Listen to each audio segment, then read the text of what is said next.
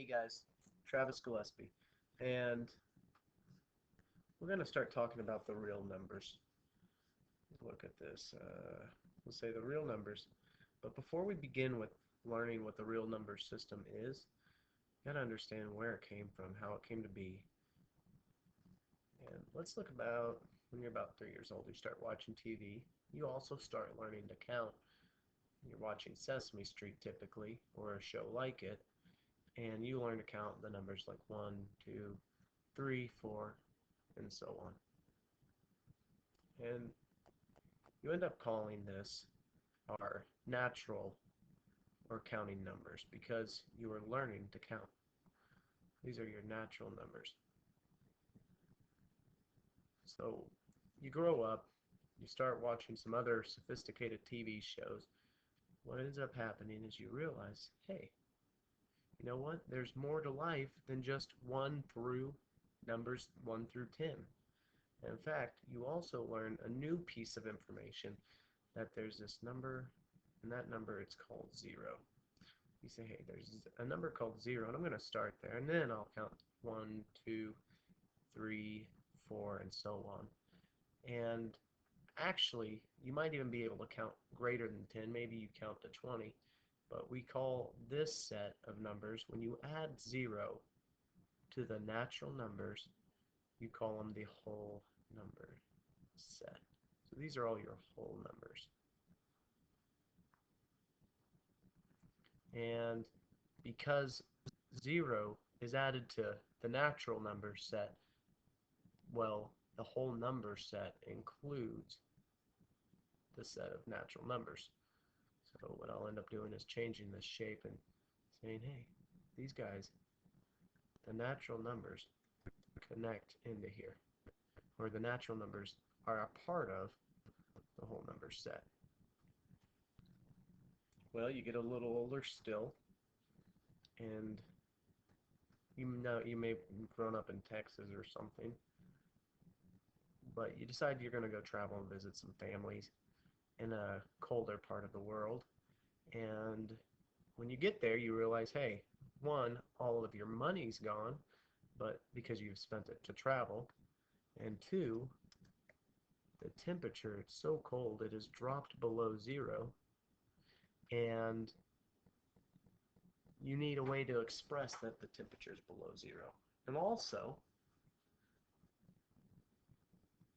since you had no money after you traveled, you had to borrow money or take out a loan, you realize that, hey, I have less than having no money at all, and I actually owe money to somebody. So when that's the case, you end up with something called negative numbers. And your negative numbers are just the same as positive numbers in the sense that they mirror positive numbers. They're just on the opposite side of 0. So you say 0, -1, -2, and so on. And this carries on in a negative direction. Well, again, the whole number system where numbers such as 0 through 4 and so on in a positive direction, well, this new set of numbers includes 0, 1, 2, 3, 4, and so on, but it also has an addition of negative numbers.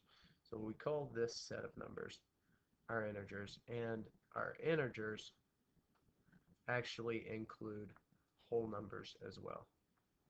So when you draw the box up on this guy, the box is also going to include, oops, wrong color. The box will also include the whole number set, because the whole number set is a part of the integer system.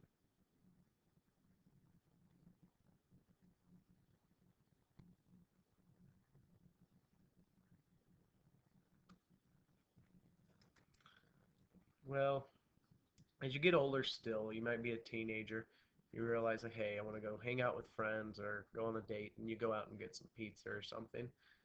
One way to describe parts of things, because so far we've just dealt with numbers that are not a part, they are a whole, and or they are an integer because they are a negative number, but it's not a part. And there's a way to describe parts. Say that you had a whole pizza here. You draw a circle and just explain it. Let's say that you had a pizza and you had, oh, I don't know, let's say there are 6 slices, we'll say 4 slices to this pizza. So you only had a part, you only had a piece of that pizza.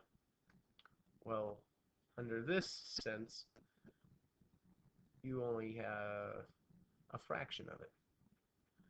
And fractions are integers that create ratios. All right, and the way that I explain this is there's an integer and a numerator and an integer in the denominator. So you've moved from going to negative numbers for integers because it includes 0 to fractions of a number. And since this is 1 piece out of 4, you have 1/4. And that's a part. It's a fraction or a ratio created by integers.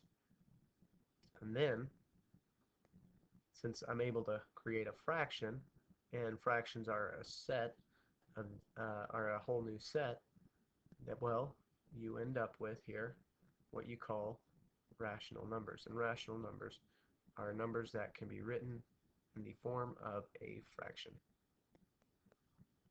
And rational numbers, as you can see along this line, also include integers or whole numbers.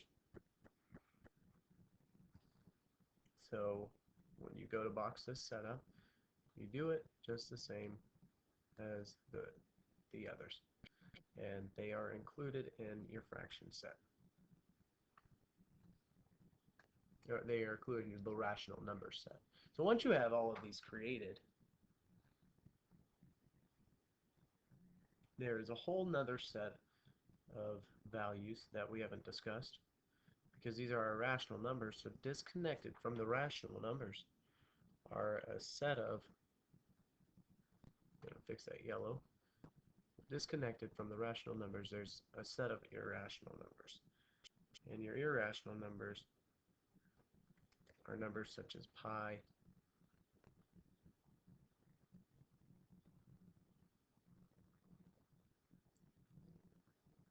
our numbers there are numbers such as pi, or e, or the square root of 2, the square root of 10.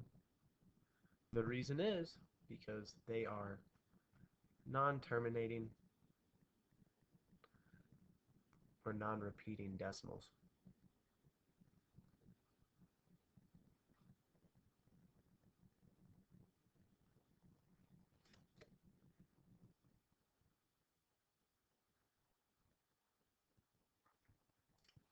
We'll do a new box here as well, a little blue box.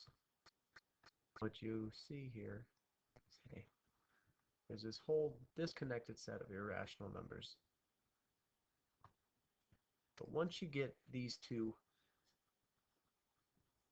once you get rational numbers and irrational numbers, you understand the concept. You could say, hey, I could really talk about these numbers back and forth and have no, I could interchange them in conversation.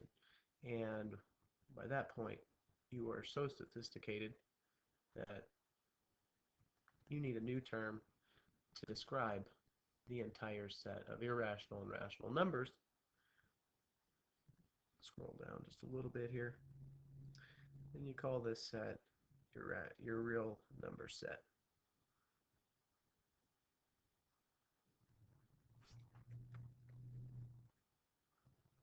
Now, this is not now still, as you get older, you'll realize there's more than numbers than just a set of real numbers. But for now, this should be sufficient to getting through what you are learning. So real numbers include, so the real numbers, they include both rational and irrational numbers. And rational numbers include integers, whole numbers, and natural numbers.